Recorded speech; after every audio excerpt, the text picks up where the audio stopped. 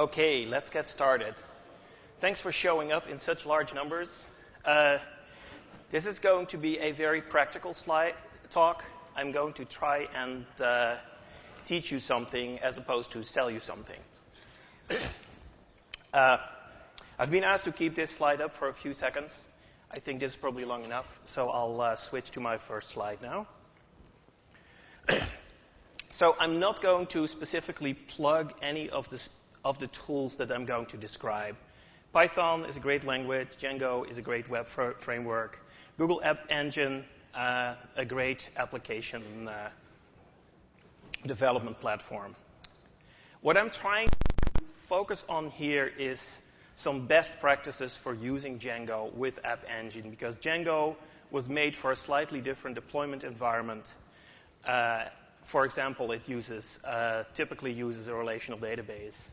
App Engine has its own type of database. The environment is slightly different than a typical Python execution environment. So I'm going to bore you to death briefly with things like how to set up a project. I'm going to make a little bit of an ad for a project called Google App Engine Django Helper, informally known as Django Pants.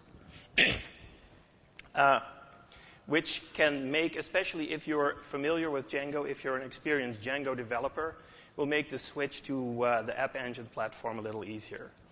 For example, using App Engine models instead of Django models. I'll even say a little bit on how to develop unit tests, and I hope that there's actually going to be plenty of time for Q&A. So I am going to give a very brief recap of what App Engine actually is. App Engine does one thing well. It runs web applications. It has very simple configuration. Your basic way of working with App Engine is you write request handlers. That's all you do. And there are some accelerators and shortcuts. So let's go into just a tiny bit of detail about that. App Engine does one thing well. It handles HTTP requests. That's the only thing. It's not an HTTP server. It's just a request handler. It's more like almost a remote procedure call server. A request comes in, your code gets control, it processes the request, and then you send a response back. The details of receiving the request and sending out the response are all left to Google's front-end architecture. You just write the code that handles the request. That is slightly different. It means that there are certain things that people are used to doing with HTTP are not quite possible in App Engine. But it works really well for most web applications, for things like Ajax, and actually also for things that you might not think of as typical web applications. Just services. You can really use it as a kind of a remote procedure call mechanism. Access to the App Engine database, for example. One of the things that App Engine solves for you, and solves really well, is scaling of resources. It's possible that you have a small application initially, and what will probably happen is that you'll get like a request per minute, maybe a few requests per minute. All those requests will be handled by the same process. Now suddenly you get /dotted and you get like 10 requests per second. That process is going to be a little hot. App Engine will automatically allocate new resources to your application, and now your requests will be handled by different processes. Also, if your application is if your requests go silent completely, it's possible that the resources are just taken away from the application for a period of time until the next request comes in. As soon as a request comes in, of course, those resources will immediately be given back to your application, enough to process the request. So whether you have one query per second or one query per day or 1,000 queries per second, App Engine will handle the load. This is not just at the request processing level. This is also at the database level. App Engine's database, we call it datastore, is based on Bigtable, which is a Google internal technology that allows you to scale to really outrageous volumes of data. It is not a relational database, however. So this requires some rethinking of your application structure. The good thing is, if you write an application to sort of work with the APIs and the schema support that App Engine provides, again, your data store usage will scale automatically. All you have to do at some point is buy more quota so you can actually store the amount of data that you want.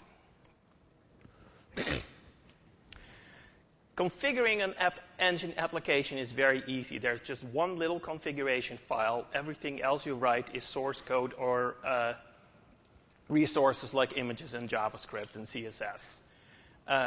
Everything in a particular directory is your application. You can sort of create that directory on your desktop or on your development machine, whatever you use, laptop. You can actually link stuff into your application directory using symbolic links. Those will be followed. So be careful, actually, because if you have a lot of stuff in your directory that you don't want to be part of the application as it is uploaded to the App Engine server, you'll have to take some measures to take it out. So there's this single application configuration file called app.yaml.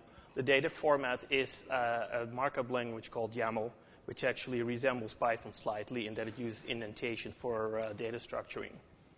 This defines some metadata about the application, like what the application name is.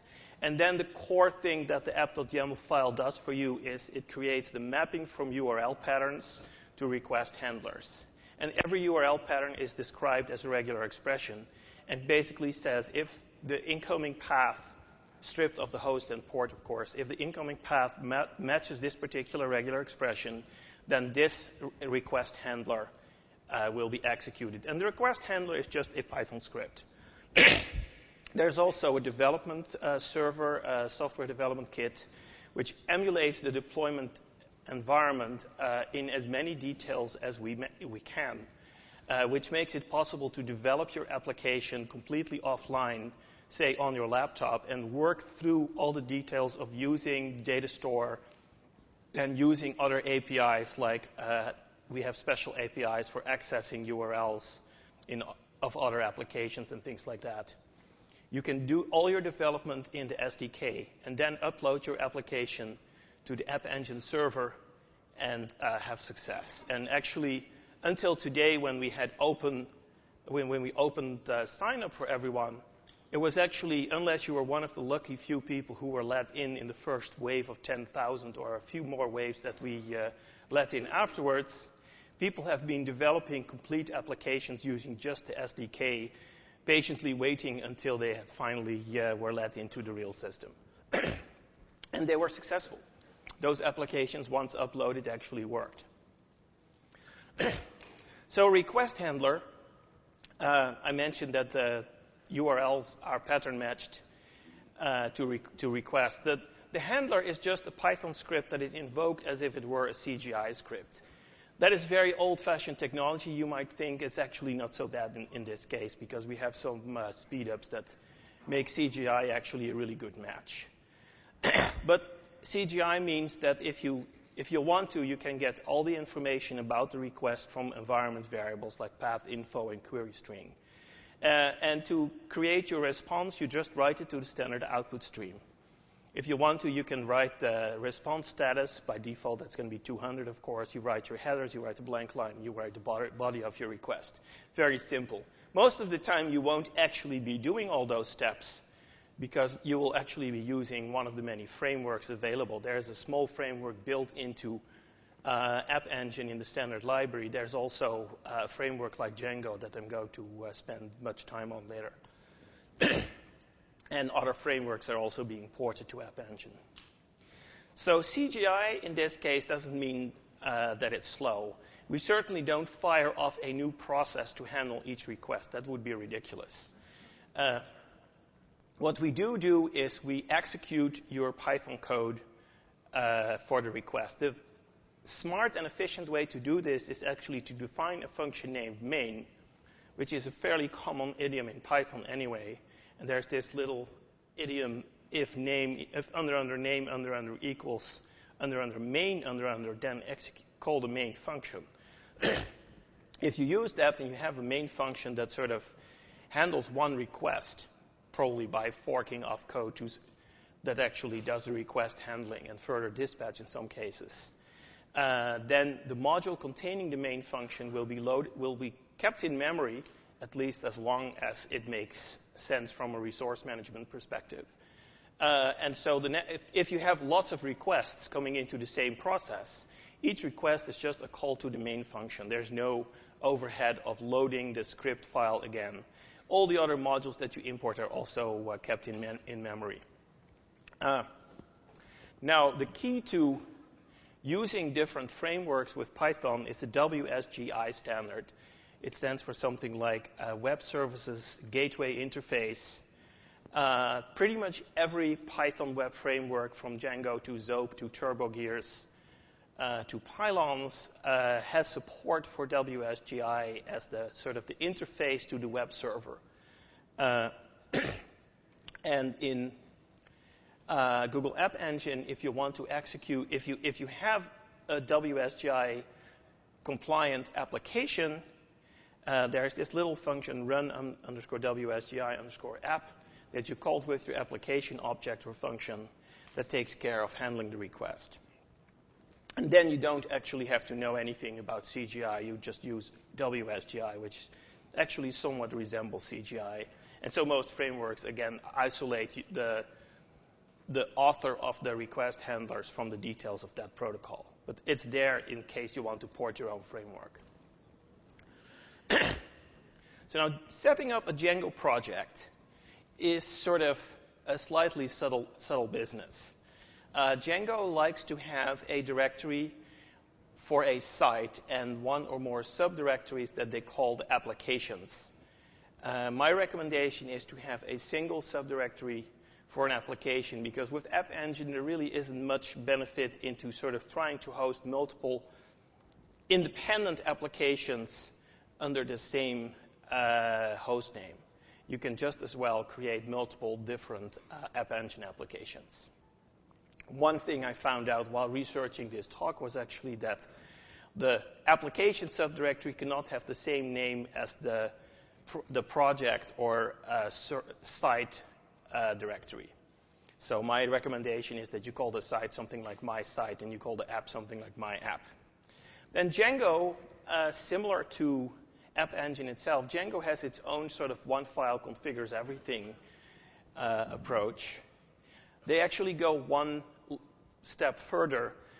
Even though the file that has all the Django settings is conventionally called settings.py, in practice it's usually called that name, but you can actually choose which settings file by setting an environment variable. And in fact, if you don't set that environment variable, Django pretends that it doesn't know where your settings are, rather than falling back to a default. Now, App Engine and Django, which were sort of independently developed, App Engine wasn't designed to be the ultimate platform for running Django apps, and Django obviously predates App Engine, so it wasn't designed to be the best framework for running on App Engine either. However, they work fairly well together, but there are some areas where there is friction. For example, Django has a fairly elaborate way of dealing with database models, and it has a very pluggable database architecture. But that entire architecture is based on the premise that all databases talk some dialect of SQL, which for App Engine really is too much of a stretch to be practical. There are some silly things like the module search path is not always where you would expect it to be. App Engine actually has its own little built-in web framework, which has a templating subsystem, which is actually implemented using Django, but it's implementing using a fairly old version of Django. So unfortunately, when you're in App Engine and you say import Django, that will succeed, and it will give you Django 0.96.1, which, while on the one hand, that is actually the file that you download when you go to the Django project.com website and click on the download button, the Django folks always recommend don't use this version, use the subversion head. So it's actually recommended to bring along your own copy of Django, which is fairly easy to do. But you have to work around the fact that there already is a Django loaded in App Engine, and that Django version is actually preloaded as part of the performance hacks that App Engine provides. So finally, there are sometimes situations where the SDK, the development app server, is somewhat different from the deployed environment, and so sometimes you'll have to deal with that. So I'm going to present a little bit of boilerplate. Basically, I'm recommending using very standard project layout that works well with Django and with App Engine. And use a couple of boilerplate files that basically you can copy those boilerplate files and not change them, or change only one line and create a new application. So there's the app.yaml file, which configures App Engine. I'm going to make an app.yaml file that actually directs all requests to a main entry point, a single request handler from App Engine's perspective, that then delegates all the dispatch activities to Django's own, also regular expression-based dispatcher. All that magic will happen in a file main.py, which is completely project independent. So you just copy that file and drop it into your project. And then there's a settings.py, and I expect that you can also pretty much use a standard settings.py file and just copy it between projects and make very small changes in order to customize it for your application, because all the stuff that is specific to your application lives in a different set of files. These boilerplate files all live at the top level and all are the same between any number of projects. So these boilerplate files assume that all your static resources like CSS, images, JavaScript are under a subdirectory named static. That your application source code is in my-app, and if you don't like the name my-app, of course, you can change that in settings.py and in app and in one other place, but I think only in settings.py actually directs you there. In the my-app directory, you put all the code that is specific to your application, and Django typically recommends that you have a file named views.py, which contains the request handlers. Every request corresponds to a Python function that is invoked in a certain way. Then you have models.py, which in the Django world actually defines Django models. But we can easily sort of reuse that convention and use App Engine models, which are actually pretty similar in basic philosophy as Django models. Then there's, if you want to write unit tests for your application, there's a file tests.py. And then beyond that, you can put whatever you want there. Oh, I forgot urls.py, which contains the URL switching table. So when you're using Django with App Engine, typically you don't use the URL dispatch feature in app.yaml. You use the URL dispatcher in Django, because that's how every request gets mapped to a function rather to a file like it is in the App Engine world. Finally, my recommendation is that all your Django templates go in a subdirectory named templates and end in an .html extension. I think there's also a convention to actually have your templates in a subdirectory of your application, so it would be myapp/templates/ and in file.html. So here's the app.yaml file that I sort of recommend. This shows you the YAML syntax. The first 4 lines, application version, runtime, and API version, are metadata about the whole application. The first line is really the only thing that you have to change from application to application, because the application ID you choose actually corresponds to the URL, the host name, when your application is actually deployed. We provide you hosting. Every App Engine application is hosted at appspot.com, and if your application is named myapp, it will be hosted at myapp.appspot.com. Don't try that, because that's actually a reserved name.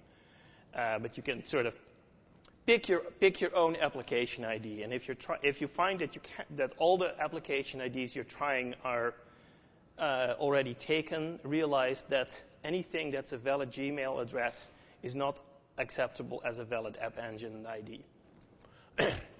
So your applications can actually be versioned, and you can deploy different versions. You can designate one application as the default. I'm just leaving that to one, but you can use this to sort of deploy an experimental version and play with it while your users are still using the old version, and then you can sort of announce the testing version to a select group of beta users, and they'll use a slightly different URL. And they'll be able to use a different version, and then at some point you can switch the default to that new version. The runtime, at the moment, we only support one language in App Engine, Python. API version, currently that's always 1. This is there so that we support API evolution. If at some point we don't like the current set of APIs, or we want to sort of make incompatible changes to the current APIs, we'll let you choose to use the new API or stick with the old one. Below that are the URL handlers. So there are actually 2 handlers. There's one handler for all static files, and that's using a little shorthand called static_dir. And then there is one URL that just has the minimal regular expression .star, which says all requests except static requests are directed to the script main.py. So why do you have this main.py? Well, first of all, it has to set the Django settings module environment variable before it imports Django. Now, if you have your own version of Django, the main.py also has to somehow arrange for the right version of Django to be loaded. And that sometimes involves that you monkey patch a few parts of Django. We'll get to that. There are some more details like logging tracebacks, which is really handy, so that if something goes wrong in the deployed version of your application, you'll actually be able to see the tracebacks in the administration console. And then finally, it defines this main function, which contains 2 lines of boilerplate code that actually invoke the Django request handler. So here's the absolute minimal main.py, and this doesn't patch Django or load a different version of Django. This just goes with the Django version that's already there. So you import the OS module, which contains the environment variables. You import this util module, which contains the WSGI request dispatcher. Here you set the environment variable. Now you import Django's WSGI adapter. Here's your main function. You create your application, and this is a completely generic Django function to create something that is WSGI compatible, that runs one Django request. And this is the call that actually invokes that handler using the App Engine environment. And this is the boilerplate to make sure that the very first time this file is loaded, your main function is also called. So you have a settings file. I'm not going into a lot of details, but I like to set my debug flag to true when I'm actually running in the dev server, so I get a nice Django. Django can produce very nice debugging pages when a bad thing happens during request handling, like URL not found, or an exception happens, or there's a problem with your template, and Django produces very nice debug pages for that. But you only want to enable that feature when you're actually developing, so I'll automatically turn that off when you're not using the development environment. So the server software is an environment variable that App Engine defines that is either development 1.0 or I don't even know what the deployment version is, but you can check it out in the documentation. So you have to have this my app, you have to have the directory my app where your Python code is. This line, root URL conf, tells you where the file is that actually does the URL dispatching. There are 2 places for that. You could also have that in the top level directory, and then you leave the myapp dot prefix out. And the other things are basically to disable certain parts of Django that don't actually interact well with App Engine. At the very bottom, I noticed that it said TZ equals UTC because App Engine applications always run in UTC. If you want to display times in different time zones, you can.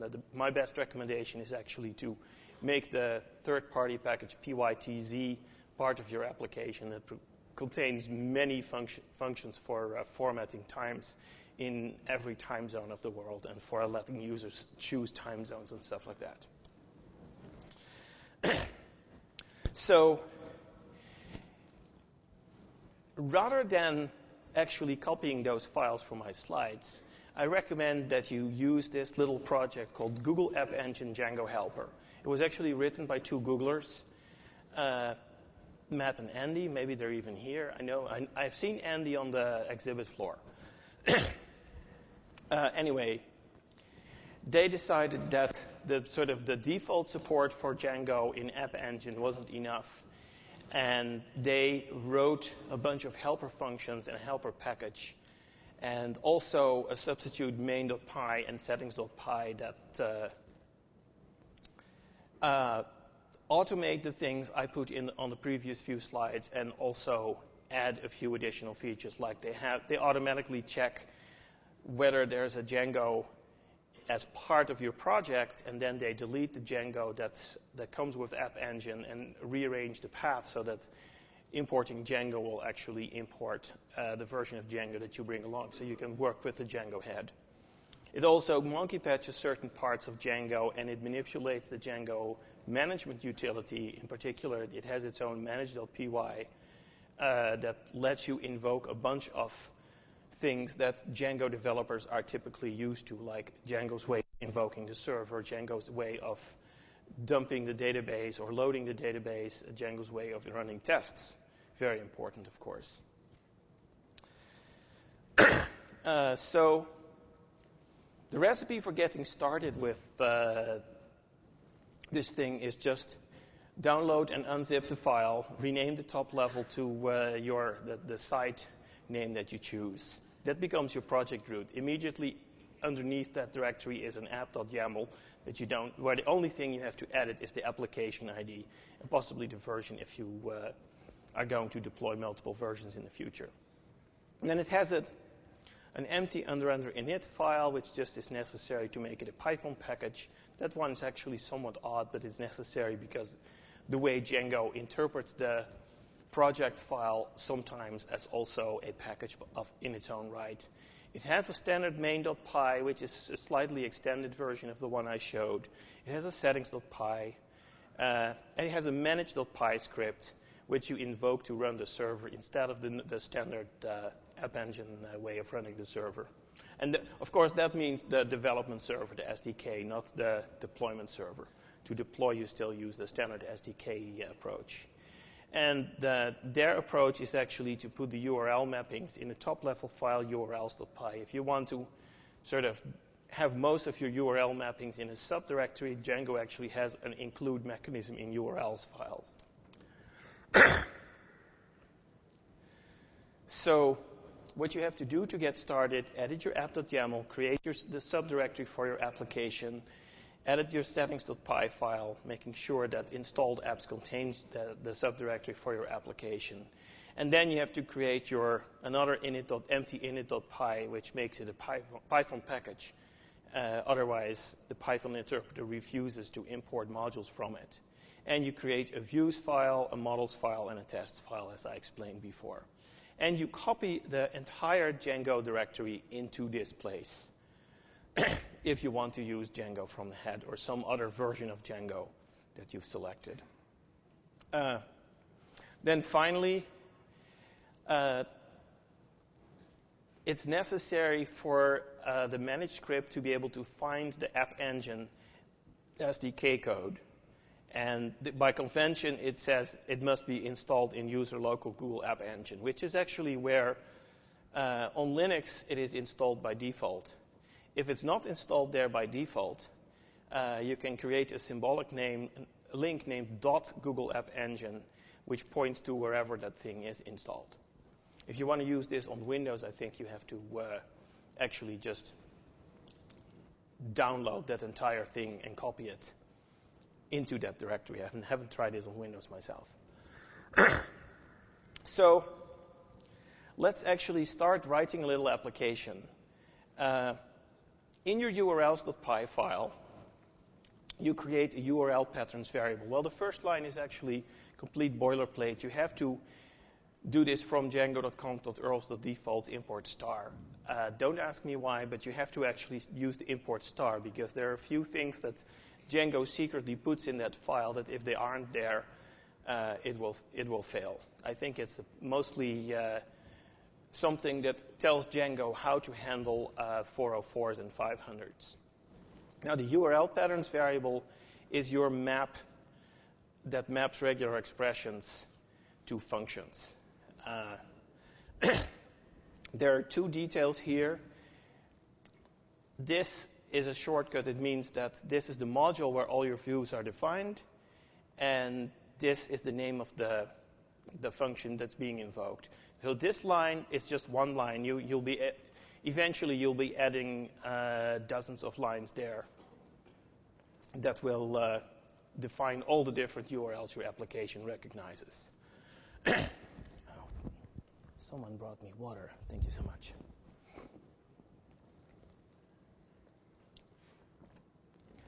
So the next thing you have to do before you actually run this, of course, you have to define that function index.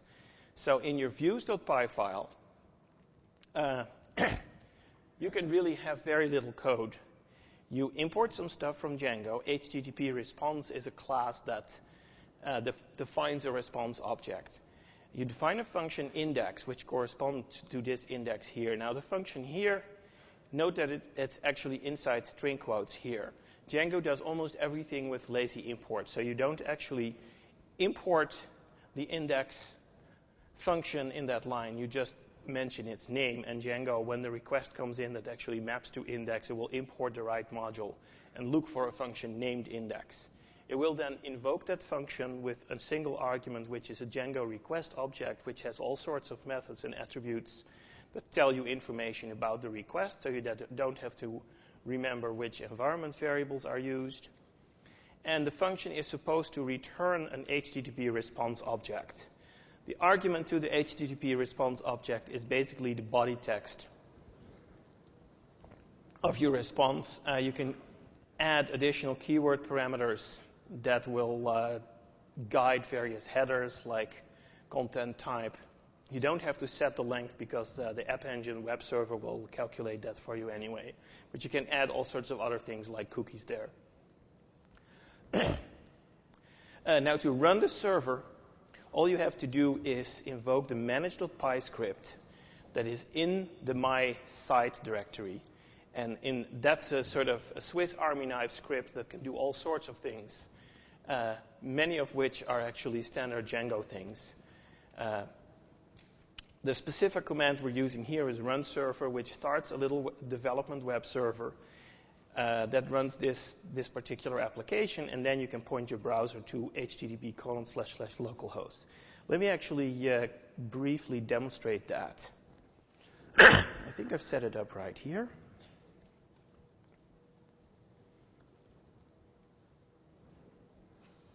Okay, we get some warnings, and then it says running on port. Yep, looks like we're right. Create a web browser.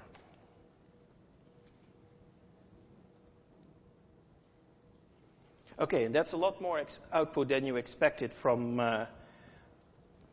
the demo, because the source code of the application has actually evolved a little bit. But this is all you need to do to actually run your application in a test environment. So let's go back to the slides.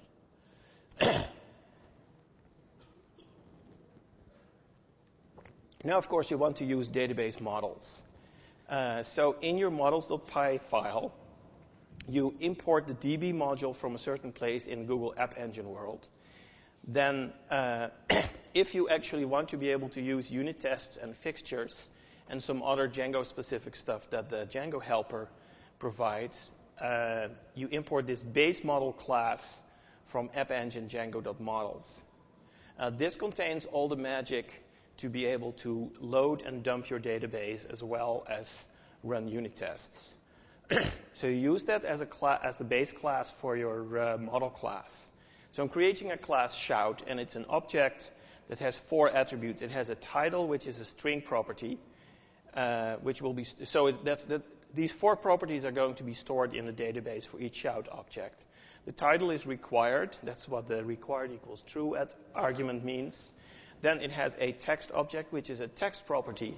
In App Engine, the difference between string properties and text properties is that string properties are limited in size and are automatically indexed. So you can search for an object with a particular value for its string property.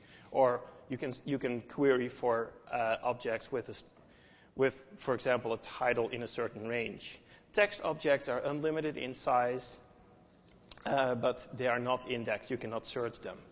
If you want to do full text search, there is a little bit of library code somewhere that you can use, but it's not a sort of a standard feature of App Engine at this point. Then I'm using mtime, which will record when this object was created, and the magic parameter auto_now_add equals true. Actually familiar if you're using Django, because Django has the same feature. It means that I don't actually ever have to worry about setting this attribute explicitly. It will automatically be set to the current date and time when the object is created. And finally, the user object optionally records the user that actually created this object, or on whose behalf it was created, really.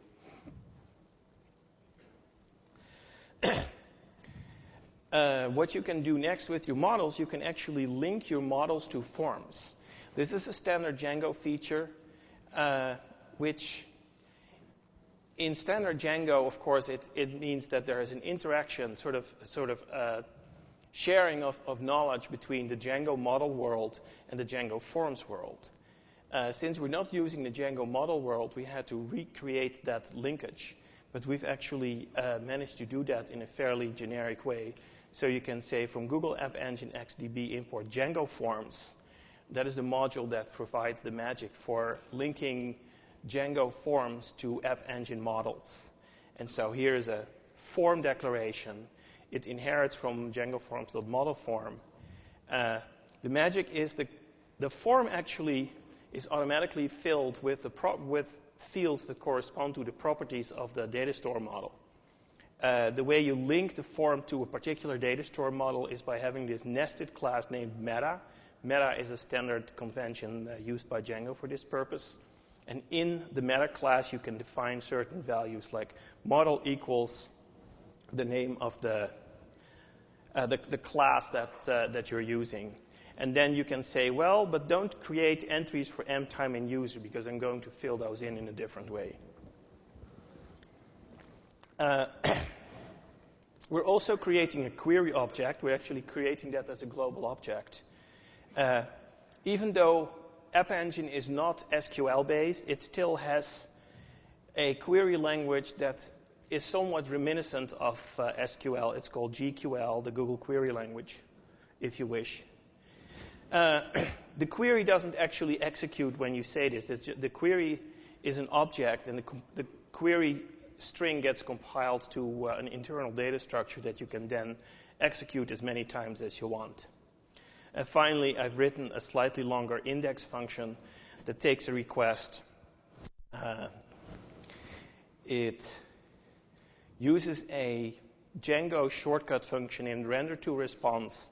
Index.html names a template, and then it takes a dictionary of values to plug into the template. And so the first thing is shouts, which is the result of running the query.run right here. And the second thing is the form object. So this actually creates a blank form. And if we go back here, this is actually the effect of rendering that form. I'll show what the form looks like in a minute. Okay, so this is the form. This uses the Django template. Sorry, this is the template. It uses the Django templating language. In the Django templating language, curly brace % is a statement which has specific syntax, and it gets closed by % curly brace as well.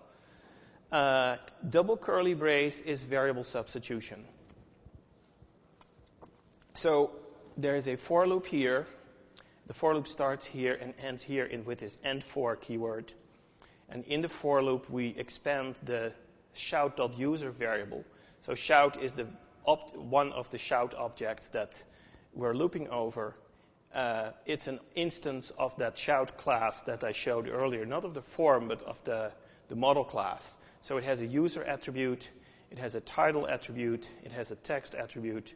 We render all those things pretty sort of vanilla, and then we render the M time by filtering it through a Django filter named timeSince, and that shows it in relative time, which is mostly a shortcut, so I don't have to deal with time zones here.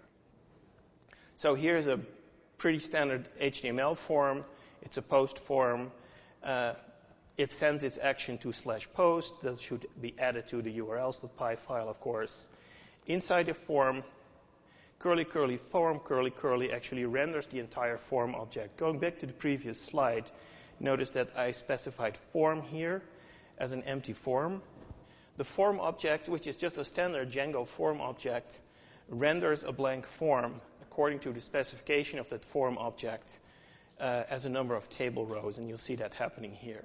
So what you have to add yourself is the submit button. You have to close the table, of course. You can put other stuff in that table if you want to, and you can. There are also ways to sort of control the rendering of the forms in much more detail. But this is sort of a simple way to get started. And so again, this is what this particular thing looks like. Let's see what else we have. So I had to write a post method that actually handles requests. So we added this line to the urls.py file. And we add a whole bunch of code to the views.py, which mostly shows that you can also instantiate the form class if you pass it request.post. Request.post is all the post parameters that Django parses out for you already. If you instantiate a form object with that, it actually triggers a validation code. So now you can ask, is that form valid or not? If it's valid, well, actually, if it's not valid, you re-render the form, because then the form actually renders itself, including error messages. Let me demonstrate that briefly. If I hit submit right now, this is what is rendered. And again, this is something where using CSS you can make it look pretty, but the basic idea is that above a field that is wrong, it displays an error message. So next thing we do, so this returns. Now, so if we get here, the form is actually valid. That means that there is, in this case, validation is pretty trivial because the only requirement is that there is actually a non-empty title field. Form.save is a function that turns the form back into an instance of the corresponding model class. Now we're going to patch that object up, so I have to pass commit equals false, otherwise the object will also be saved to the data store right away. That's just a standard Django convention by default. If you say form.save, it saves it to the data store, but if you add commit equals false, it won't. So now we're going to set the user variable. Notice that here we import the users module. It's a standard App Engine API. We call getCurrentUser, which either returns none if nobody's logged in, or it returns a user object representing the current user. We set the user attributes, then we actually use put to save the object to the data store, and finally we redirect to the front page of the application, and that's the whole application. Now I would like to answer some questions before we're over, and we're trying to actually end on time in contrast to the previous talk. So I'm going to sort of accelerate a little bit through the slides I have about testing. Basically, Python, if you know Python, you're probably familiar with the two testing frameworks it contains. There's doctest and unit test. I'm going to actually show you something that uses a doctest in a second. To run your tests, again, you use the manage.py script. This is how you run your tests in Django in general. So the manage.py script is a slightly modified version of Django standard manage script that works with App Engine and the App Engine helper. You have to download and install the App Engine helper for this. So test my app. If you leave out my app, then it will run all the tests that it can find, which actually includes a whole bunch of tests for the helper package itself. And it looks both for doc tests and for unit tests, and the places where it looks, and this is a standard Django convention. Your tests are either in models.py, because often it's useful to have tests specifically for each model. But you can also have a separate file, tests.py, where you can add tests for everything else. It doesn't normally look into views.py, although you can easily import your tests from views into tests. So here's an example of a doc test. And what this is just a string literal, and this is sort of a very Pythonic approach. You put this in a file, and the only thing in the file is a single string literal. This is a multi-line string literal. Starts with 3 double quotes and ends with 3 double quotes, and everything in between is just string text as far as the Python interpreter is involved. Now, the doc test module will actually parse this out. It will look for these 3 greater than signs, which happens to be Python's interactive prompt, if you've ever seen it. And it says, okay, well, after 3 greater than signs, I'm going to look for something that sort of conforms to the syntax of a Python statement. And I'm actually going to execute that. So once the tests are invoked, all this code is actually executed. It imports the client class. It imports everything from models. Then it instantiates a client object. It calls the get method on that client object. And this emulates the internal Django web server dispatch. And it will actually, you can inspect the response. You can check that the status code, if you send it a / request, it will actually return a response code 200 and so on. You can also check what the output is, although I wouldn't actually recommend sort of checking that the output is literally a particular string, because every time you change your template, you'd have to change your unit test. But you can check things like, if I input a certain magic string, I want to make sure that string occurs somewhere in the output. There's also a little unit test here that creates an object, stores an object in a database. You can sort of use the database directly here. And then we make another request, and we check that this magic word yeah is actually in there. So one feature that's actually currently incompletely implemented, you can get fixtures out of the data store. You can sort of interactively, by interacting with your live application, set the data store in a certain state, and then dump that entire state and use that state as the input for a certain suite of unit tests. And if you're using the Django unit test class, you can actually very easily use that. And basically, the only thing you have to do is create a test case class that has a fixtures class variable that's a list of file names containing additional fixtures. And so now it looks like we have about 7 minutes for question. I want to point out that there are 2 microphones in the room. And if you don't use the microphones, I will almost certainly not be able to hear you. So please use one of those mics. You mentioned earlier that the difference between a string and a text field inside the database is that strings are shorter and searchable, and text fields can be any length. If you know that you're storing text under the string limit, would it be beneficial to store it as a string, or would that incur additional overhead? If you want to avoid the overhead of creating an index on a property, it's actually better to store it as a text. Okay. A text of 500 bytes is stored just as efficiently as a string of 500 bytes, except the string also creates an index entry. I'm curious about your choice to forego the Django ORM and use GQL instead in the view model. What led to that decision, and how would that impact us porting our apps into a Google App Engine runtime? The reason is really that App Engine doesn't support a relational database.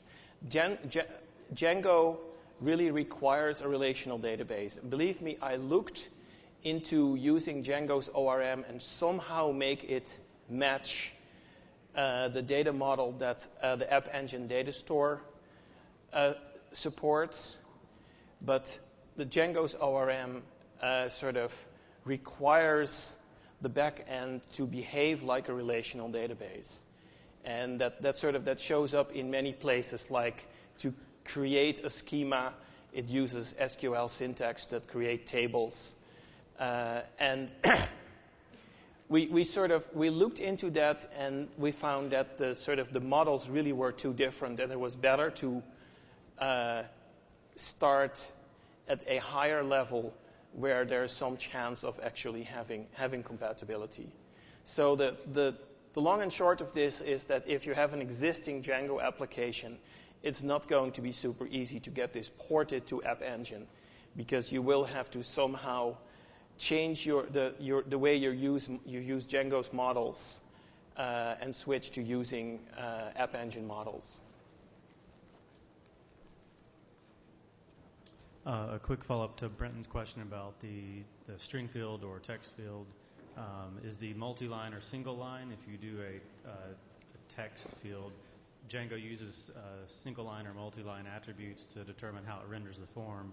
So if you do it as a text field, it would not necessarily show up as a single line form when it's rendered, even though it would be non-searchable. Yeah, the default widgets used for rendering a text is a multi-line field like here, and the default widget used for a string property is a single line form. But you can of course put custom fields in the form that use different widgets to override all that. You didn't really mention the web app framework, and I was wondering would you recommend always using Django if you're building an app, or is there a time and a place for using the web app framework? Oh, I'm completely impartial. This talk was specifically about what you need to do if you want to use Django. I'm not saying that you have to use Django. The web app framework is a fairly small framework. It is not as full-featured as Django or as many other things like pylons and turbo gears. Fortunately, the templating part is actually pretty much the same as Django, except currently it doesn't have auto-escaping because Django 0.96 didn't have that. It's really up to you. If you're starting from scratch and you want to get going as soon as possible for a small app, the web app framework is probably your quickest way to get started, because you don't have to first go through the Django tutorial. You can just sort of start the App Engine tutorial and run through that. On the other hand, if you already know Django, then not having to learn a different framework may be helpful, and you can use things like Django's form support. Web app doesn't have support for forms, neither for rendering nor for validation. So it's sort of, web app is a small beginner's framework. Django is a full-fledged framework. The downside of using Django is that Django wasn't made for web app, and web app wasn't quite made for Django. So I expect that relationship will improve over time, and the helper thing already improves that situation a bit. But it's every once in a while there are sort of things that don't quite fit. Like you cannot use the Django admin interface because it is completely built on top of Django's ORM, which you cannot use. I'm not sure if you're familiar with PyAMF. It allows you to serialize data from Flash and pull it into Python. And it can be implemented either as WSGI or as the Django middleware. From the App Engine point of view, is one preferable to the other? I am not familiar with PyMF, except I've heard the name. I've heard that the latest version was ported to App Engine. I have no opinion on whether it's better to use the version that uses Django or not. That's probably up to individual developers and situations. With Django or otherwise, is there any XML support for the data store? For example, doing XML content posts versus regular HTML form posts?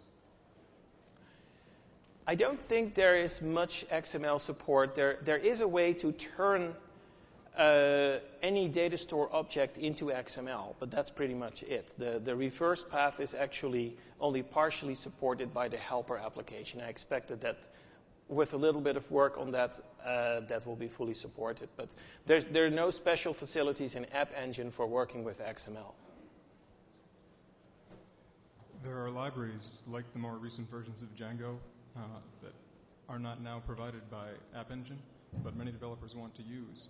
Is there a way to share them, or are there plans to allow them to be shared without counting against each application's limit on files?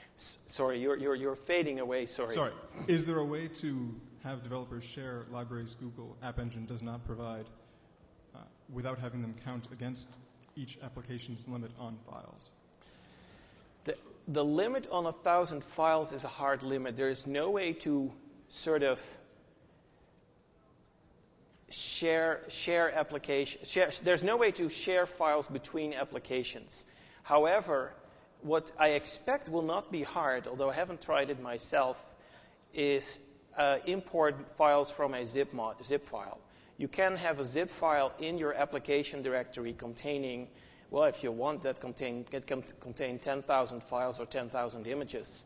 You upload that zip file, and you can import directly from zip files. There's one constraint. Currently, Python's zip import module is not directly supported by App Engine because it's written in C, and we didn't understand all the consequences security-wise of supporting that module. However, there is a Python implementation that also works. I was wondering if there are any plans to allow non-AppSpot domain names. You can connect a domain name quite easily to AppSpot instead of appspot.com. I'm going to refer you to the App Engine documentation, but it works by first registering your domain using Google Apps for your domain. It doesn't mean that you have to use any of the other functionality, but that's just a way to get knowledge about your domain into the Google infrastructure, and then you can link that to your App Engine. Many people actually use that. Go to the App Engine homepage, and you'll find a link to a list of sample applications, and many of those actually use that feature. Unfortunately, it looks like the clock is telling me that we have to stop at this point. I'm actually 2 minutes over, so that's the end. Thanks, everyone.